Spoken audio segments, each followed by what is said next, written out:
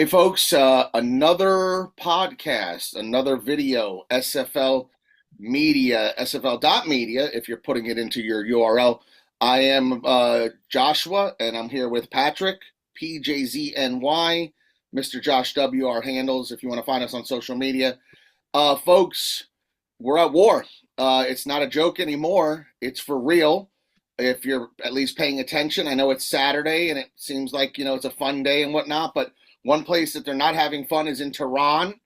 And I'm going to let Pat explain to you what's now started, but this is very serious.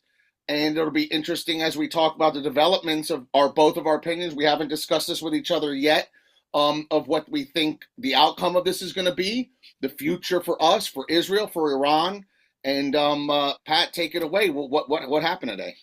Well, I guess that basically what happened behind the scenes is that the U.S. wanted to strike Iran. Israel really wanted to strike Iran. And there was a conversation on how that would go down. And it seems that the agreement is made that they were both just going to strike to kind of, I guess, divide the responsibility a little bit. So the United States and Israel have launched a strike campaign into Iran in order to topple the Islamic Republic, among other objectives. That's official. That's what they say. So this is about regime change. This is about getting rid of the Iranian regime.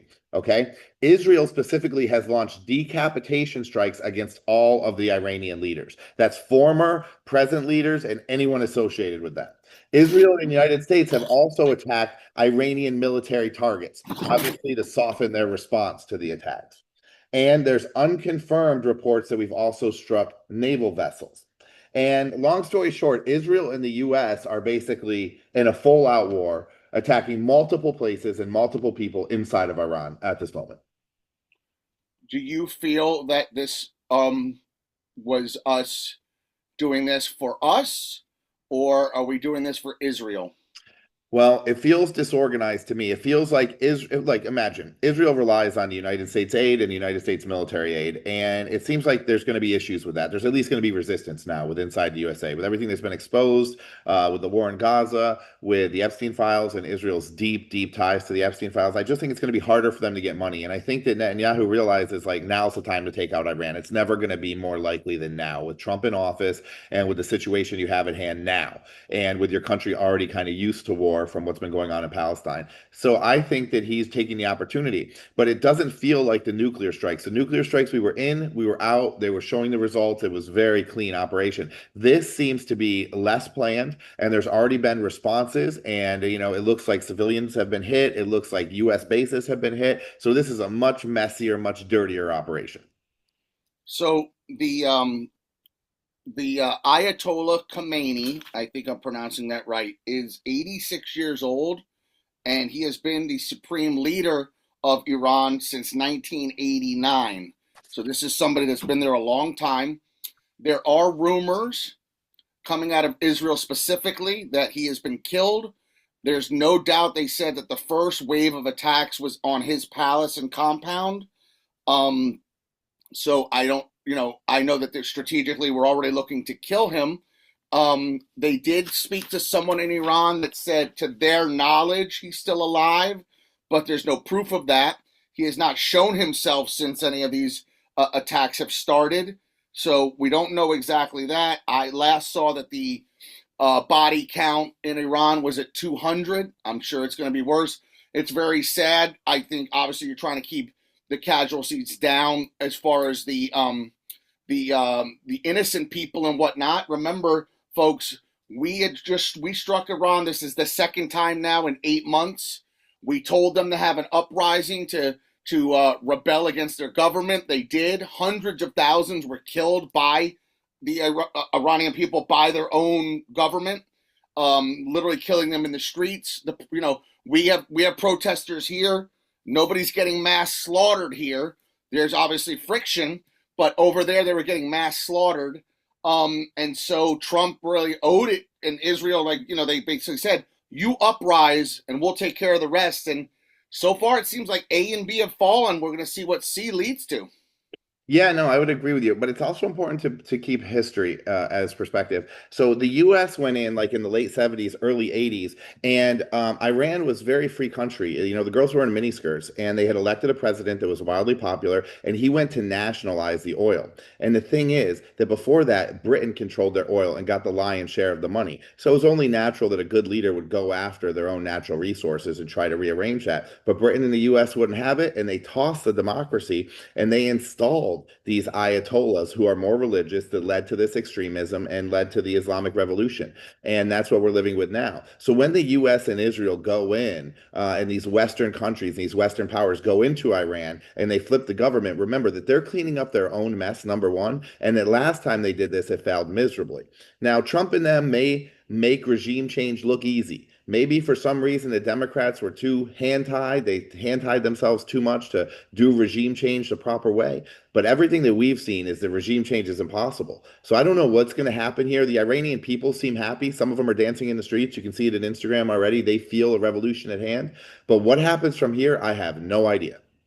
Well, it's funny that you mentioned that. Speaking of, yeah, I saw a Twitter feed that's going viral of women that had were in some sort of apartment or building, and they could see the compound, across the way, and they were actually laughing and definitely taking glee in what they saw. Um, Definitely a country, like you said, that one time was more free, certainly for women. They definitely are looking to be more democratic. I think if you really just like here pulled the younger people of Iran, they certainly hate their rulers and hate what they're ruled by, and the antiquated way of just being ruled with the whole Muslim law and these ayatollahs and mullahs and clerics. I think there's a lot of people that would like to be in the more modern era of what's going on. And then you probably have your hardliners, just like here, that they like the old way, they like the old Let's regime, and let's they're play that forward a little bit. So let's say you have the Saudis in the area. They're definitely like a U.S. ally. They're chill. They're trying to modernize. Okay, you have Qatar that's going to go along with whatever is happening in the region either way, right? And so you mhm. basically have Iran, and then you had Palestine. They were like major like sticks in the mud to progress in the area. Palestine's gone. Gaza's been flipped essentially, right? Now if they go and they flip Iran and somehow pull this off, Bibi and Trump somehow pull this out of their ass. I wonder, does anyone remember the Epstein files? Does anyone remember the massive Trump corruption? Or do they just remember Trump as the guy that cleaned up the Middle East? It would be such a big accomplishment to go in and clean up the Middle East that, I mean, it might overshadow everything. Is it possible? I don't know. Is this guy smart enough to do it? Is their plan sound enough? It doesn't seem so. But stranger things have happened in the world. That I've seen in this world, the bad guy sometimes wins. The good guy sometimes loses. And sometimes it's really just based on merit. The turtle doesn't always beat the hare, is what I'm saying. So if this guy goes in and he flips Iran, and next thing you know, they're over there voting and living like a more normal life, and the whole region stabilizes. I mean, he would be a hero. The people wouldn't give a shit about the other stuff. Well, and I think that's going to be the media's responsibility of look, they're the arbiters of how they divvy out their reporting and what time they're going to give to stories. So I thought about the same thing that you said. How much Epstein now falls behind? It certainly is today. You will not hear Epstein or Clinton's the depositions. It's not going to be mentioned at all today. It won't be mentioned tomorrow. And you're right. This is going to carry forward, especially if this gets more violent and whatever Iran's going to strike. It's definitely going to become the front page situation, as it should be. This is World War III. We don't know the roles of China and Russia and how they're going to feel about what's now started. So, I mean, this could escalate. This is why we have to pay attention to this very closely, and we may do follow-ups on this. I don't think this is going to be over right away. And I want to read to you really quickly Tucker Carlson, who I know you don't like, that I love. For some reason, Tucker has been very anti-Israel and, in a strange way, very pro-Islam in a strange way recently. And he put out about yesterday. I want to just read this to you what he said, and this was very fascinating. And then I want your opinion on it. The population of Iran is 92 million. In 2003, 23 years ago, we rolled into Baghdad of a population of Iraq that was 25 million. Huge difference. So Iran is 3 times larger. The landmass of Iran is 6 times larger. So keep that in perspective. It's a huge advanced country compared to Iraq. So there's a problem there. This is a serious thing that we're starting in this country. And are we in position to do this? And this is what he said. Well, there's a debate here. The U.S. military performs in a remarkable way under certain circumstances, but are we ready for a prolonged conflict? The estimates suggest the U.S. is so low on munitions because we've been in the defense of Israel for the last 12 months. Whatever the cause, the United States is so low on munitions that we may not even have a brief but intense engagement with Iran. Our military will not be ready for like 10 years to fight a real war or peer or near peer adversary moving forward. So out of the window would go any hope of defending Taiwan. God forbid that happens. Whether this is a good idea or not, this is up for you to decide and debate. And I thought that was a very kind of interesting point of we had a problem with Iraq. We pulled out of Afghanistan. Are you ready for a prolonged war, Pat? Are you ready for Americans to die? And does this backlash, because this is all for Israel? There's a lot of people, whether they're right or wrong, that think this is for Israel. Why are we doing this? And should Americans die for this? Well, there's like 100 little questions in one there, but let me go back to the beginning. I believe that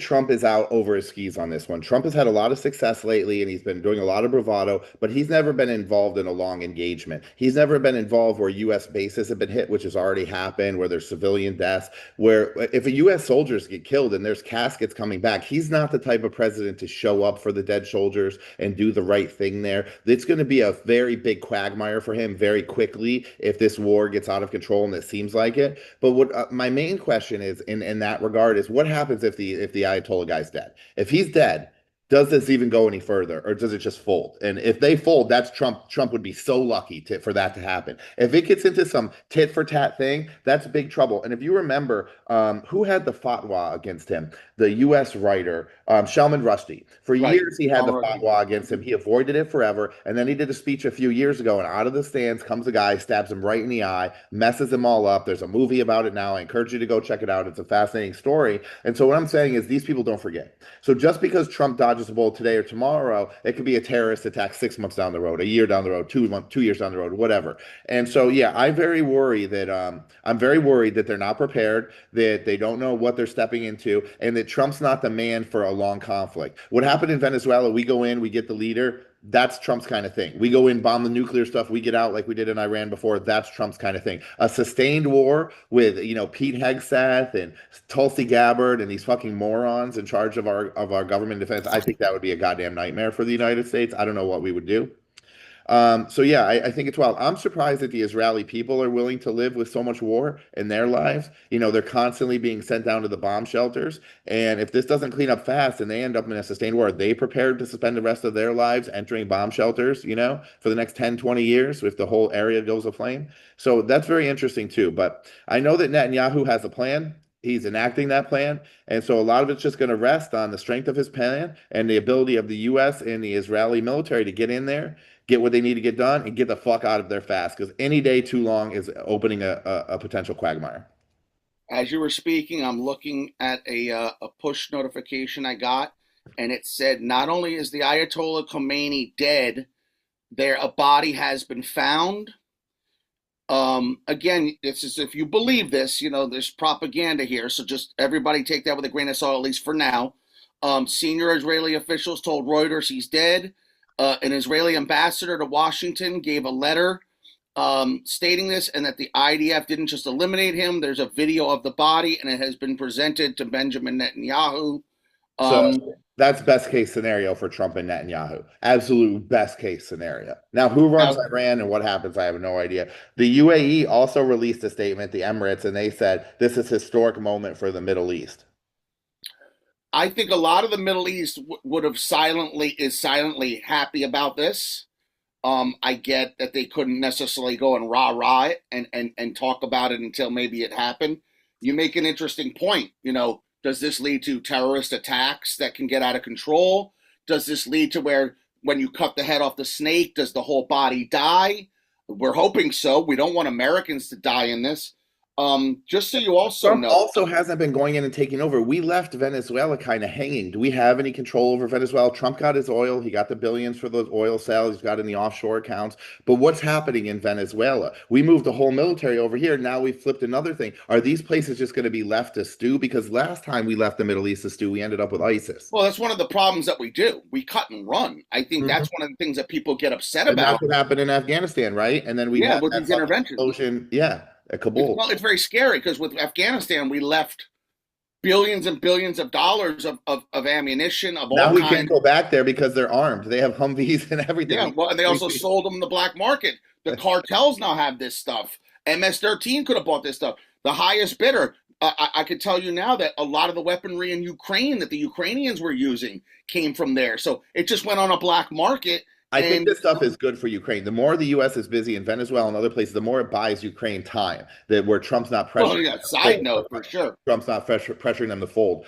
But I think the world is, as we sit this moment, the world is way less safe. Will it be more safe in the future? Possibly. Would I like to see a better plan for Trump, Netanyahu, and what is this area going to become? How is this all going to work out? You know, aside from them building some hotels and making billions of dollars each, like how's this going to work out for the people that live in the region? You know, Well, that's what I'm as I interested in seeing. I haven't seen anything on that. as I stated to you in one of our prep conversation before this, that I kept seeing the term Greater Israel, and then I watched a video, and it seems like Israel has grand plans, not just for Palestine and Gaza and what was there, and that, but an expansion out. Remember, Syria has already fallen.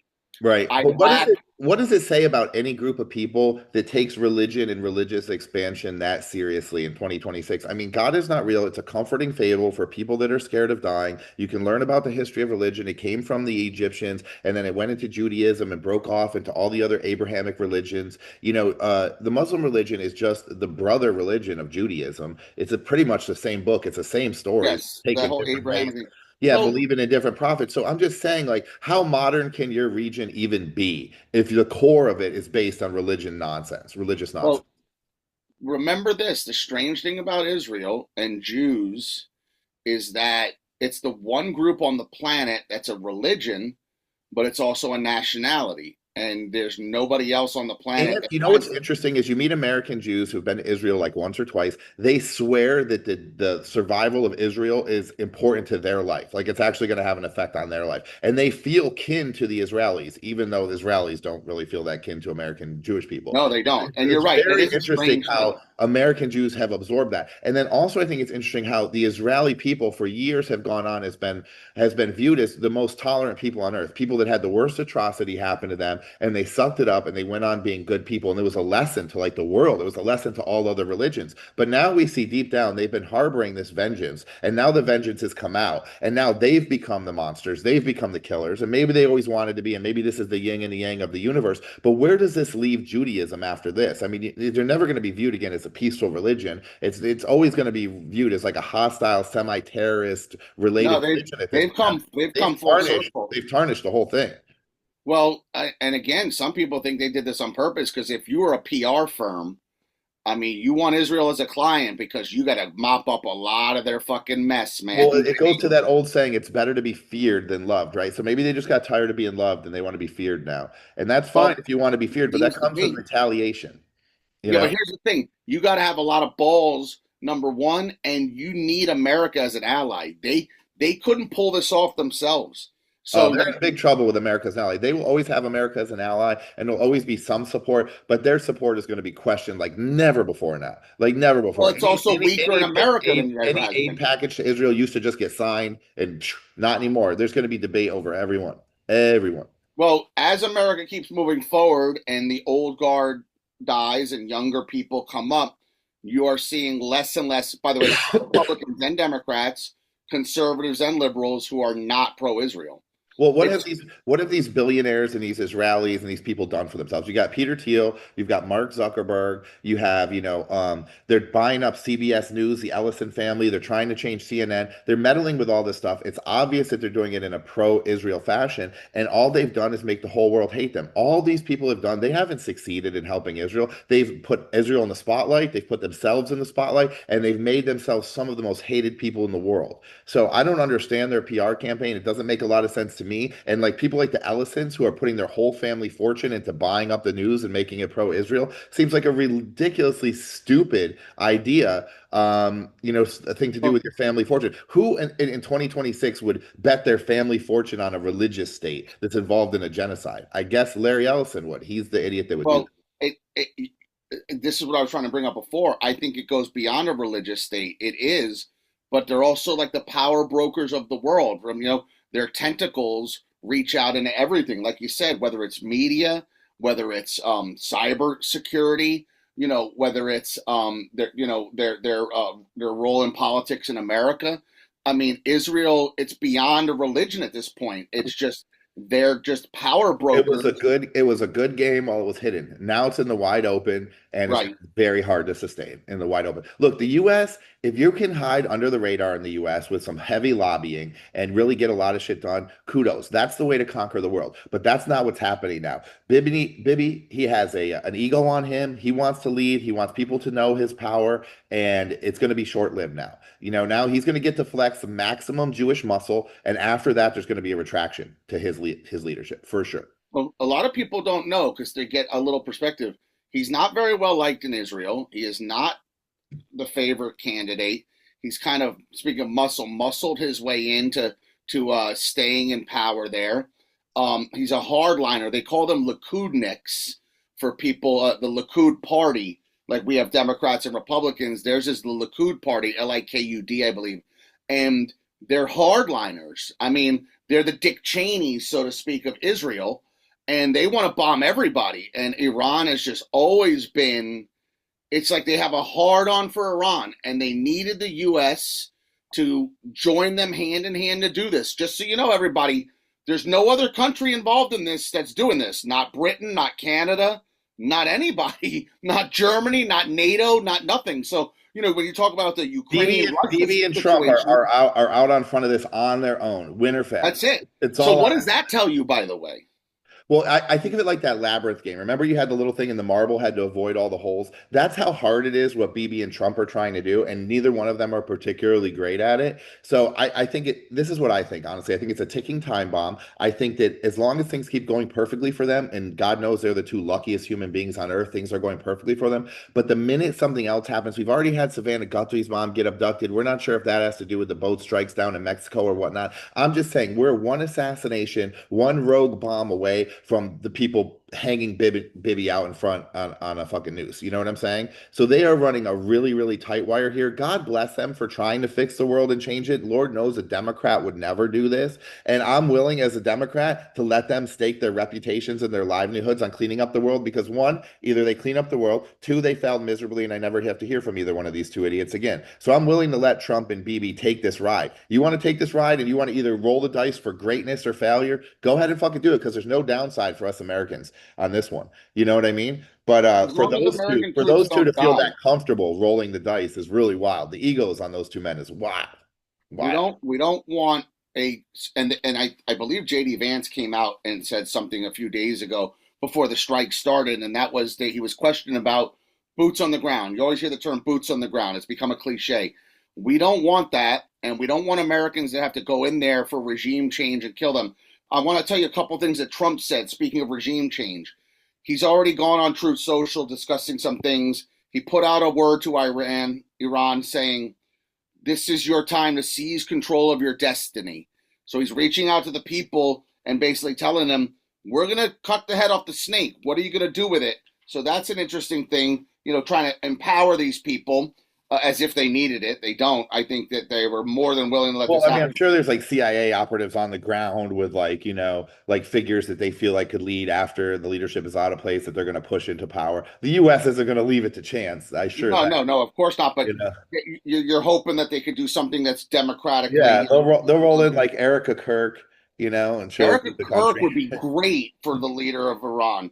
I mean, imagine that a blonde woman. Talk about shattering the ceiling. We couldn't even the glass ceiling. We couldn't even do that here. Wouldn't that be amazing? By the way, that would change Iran. As silly as that sounds, that would make everything better. Even though I'm gonna make that poster. I'm gonna make the poster. Erica Kirk for new leader of Iran. I bet it goes viral when I put it on social media. Another big name was killed, by the way, too, before the Ayatollah, and this was the leader of the Revolutionary Guard, and his name is General Mohammed Pakpour. And So he good. was I could give a fuck about these terrorists and people like that. That guy, the Ayatollah, talking shit about America, this and that, running his fucking mouth. Like, I knew he was a dead man walking. The one thing that I will say about Trump, dude, is do like how Trump uses the military. If you're going to spend if you're going to spend $1 trillion a year on the military, now they want to spend 1.5 trillion a year on the military, then roll it. Roll it. The military needs to be rolling 24/7. The only thing Trump's rolling about is he should be controlling the skies in Ukraine and winning that war, and then he would have got the peace prize, but he can't because he's in Putin's pocket. But the way that he runs the military, the rest of the world, it's the way it's got to be. If I was POTUS, I'd be doing it too. I'd be doing operations 24/7 because if we don't police the world turns to shit. We've seen it a million times. So do you believe so the justification that Trump used for some of this, he didn't say like, well, we have to back Israel, so we got nobody wants to hear that. So the justification was nuclear weapons, and that's always what it's been that we made Iran the boogeyman for. They don't even put effort into the lies anymore, dude. Do you believe Iran had nukes ready to go? No. If they did, they would Don't shove believe them it. so far up our ass, they'd be threatening us left and right. I mean, if they They had would one, have a giant announcement. They'd have a press release. It would be a huge thing for them to become a nuclear state. I think they're trying. I think they're playing games. I think they're doing the best they can. I think, dude, do you realize that over the years we've pulled up on motorcycles with like Israeli agents and like put a bomb on the car and like blown up the nuclear scientists, like audacious like murders of their nuclear scientists over the years and their families and shit, like insane shit that's happened there. So, I I mean, also feel like going back to even like the Clinton regime, maybe even going back to like Reagan or Jimmy Carter, that they always said Iran is this close, they're this close, and then it never I know happened. for so long. It's But so played out. every I'm drawing like every administration feels like they've done this now all the way now up to Trump. It's been 60 years. And by the way, Tulsi Gabbard, like 2 days ago, came out and said, yeah, they're this close. We just bombed their facility. How are they this close again? Let me We tell bombed them 8 months ago. There's a great White House thing that says anybody who says we didn't take out their nuclear capability is fake news, and this was posted by the White House like So, 8 months ago.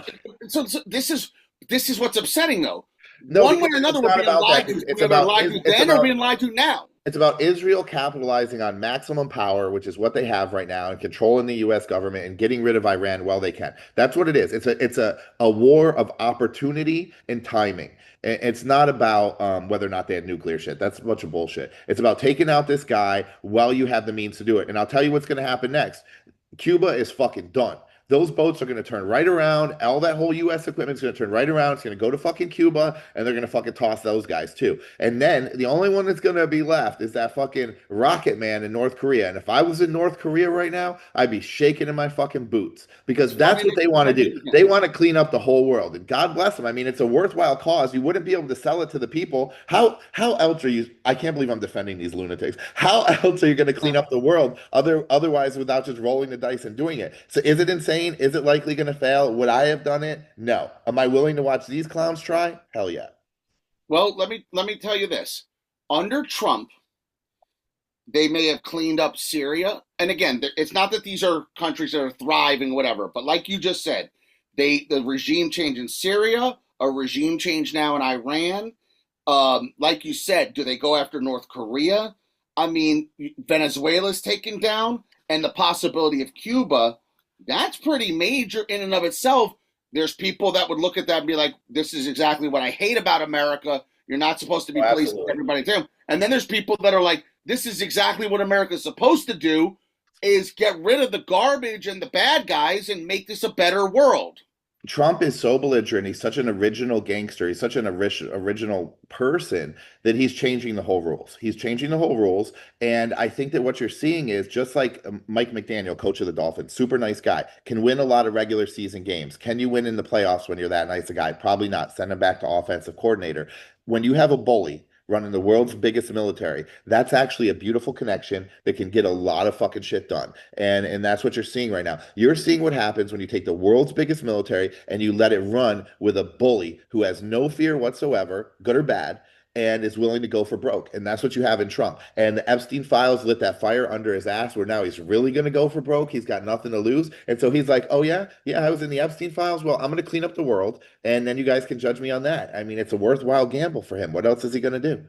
Well, and by the way, I'm also leaving out the possibility, which he did say. I don't know if you saw. I think it was on Air Force One. He was that somebody asked him in the press pool, "Are you contemplating military action against the cartel?" This was after Al-Mencha was killed, and they were taking to the streets and whatnot there and killing people and shutting everything down. And it was funny his answer. He's like, "Well, what do you think?" And I thought he was going to kind of play coy, like I'm not going to give my hand away. I don't believe that he can. I think his hands are tied. I think you want to know my you want me I'm going to launch a conspiracy he theory. did say, just before your point, he did say to her, "What do you think?" And then he goes, "Yes, of course we're considering that or whatever." So now He, tell me what you think. he He can't is strike talking like he would. he can't strike the cartel because he likes to do non-boots on the ground strikes. He likes to hit them with missiles and things like that. And he doesn't know where the fuck Nancy Guthrie is. If he was to hit a cartel hideout and Nancy Guthrie was in there, it would be, I mean, catastrophic, right? So Nancy Guthrie's dead, or I it believe, never happened, is my opinion. I believe the cartel has messaged the Trump administration and they said, listen, we have Nancy Guthrie. You better stop these boat strikes and we're going to keep snatching more people. And Trump administration is lying to the Guthrie family because they don't want to admit that's what's happened. If you notice, You and your heart of hearts, and I don't want to jump too much off of this. There's been very few boat strikes since Nancy was taken. Oh, absolutely. Well, now we went in and killed a cartel leader. Fuck the boat strikes. We just upped it to 100 on the meter. Right. Do you think this woman's really still alive? If you believe she was kidnapped, do you think she's alive? Yeah, I don't believe that. Look, if she's alive and can live, well, the cartel's rich. They probably own all the Airbnbs in the area. They stick her in a nice Airbnb with a chef. She's probably living better than she lives in that house by herself. What's the point of keeping her alive? There's no prescription laws. They can walk into the drugstore, get her whatever drug she requires. Oh, 100%. But why would they do that? Why is she an asset? To stop the boat strikes. Why do you think they negotiate through TMZ? They're not interested in the money. They're interested in keeping it in the That's a fascinating thing in of itself. And by the way, another sign that mainstream media, no one cares about them, is that everything's being negotiated with Harvey Levin and TMZ. I know, and Harvey looks like he hasn't slept the night before, like he's got a young girlfriend or something. He's all fucking disheveled and shit. No, but isn't that odd that like CNN or even Fox or whoever the fuck, and they're thinking, we're the news. Why are they not contacting us? Not the U.S. State Department, not the embassy, you know. Like, but I think that tells part of the story, too. But we're off on a tangent. We'll do another one on Nancy Guthrie. Let's wrap this up in Iran. The way that I see it in Iran right now is if this guy is dead, like you're reporting that he's dead, like they're reporting that he's dead, that's the best case scenario for Trump. If he can get the military out of there now and maintain some sort of control, this was a huge win for him and Bibi. And I think that after that, they're going to go right for Cuba. And if I was in Cuba right now and I was part of the leadership, I would be packing my motherfucking bags and getting out of the fucking country. I don't think this speaks well for Cuba. I don't think this speaks well for everybody. I am very fascinated. And yet, if you want to wrap this up, folks, a couple of things to pay attention to.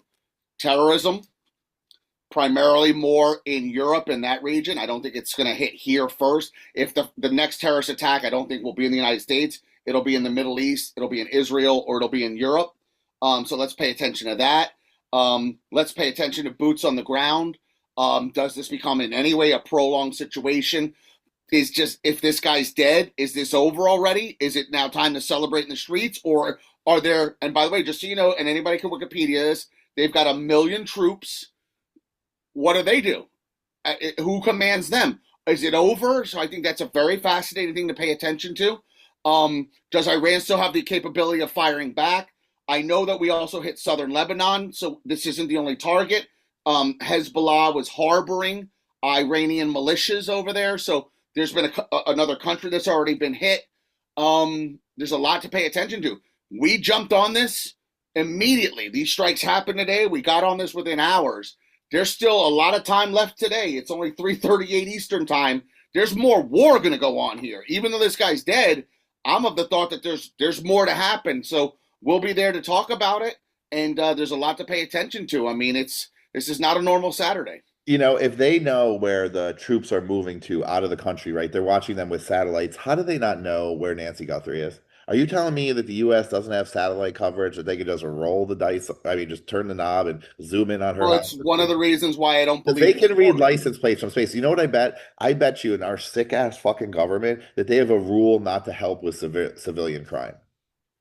So they probably know exactly Well, what happened, but they're bound by some rule of engagement not to fucking tell the Guthries. remember this. Nancy Guthrie is the mother of Savannah Guthrie, a journalist that is an anti-Trump, Democratic-leaning Heavily journalist. involved in exposing the Epstein crimes. Right.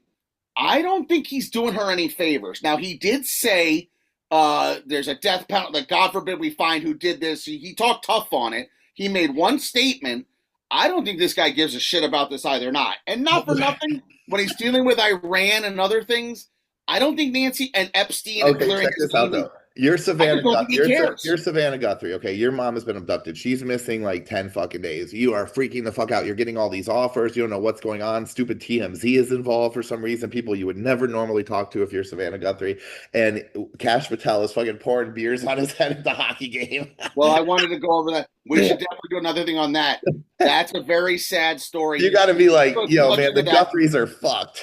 But folks, if you haven't seen Cash Patel, if you think that the FBI or the head of the FBI is supposed to be an honorary, uh, stoic citizen, this is not the guy. This Listen, guy is now a is the frat time for boy crime. clown. First of all, you can do crime now and get away with it because all the leadership is stupid. Second of all, if you do get caught, just make sure that your crime is millions of dollars so that you can give 1 million to Trump. You will get a pardon before you're even sentenced, and you're good to go. Now is the time for crime, folks. You heard it Yeah, from me first. Now is the time for crime. A golden age of crime. That's what Trump has brought us. everybody write that down. The golden age of crime. Yes, it's a golden age of crime.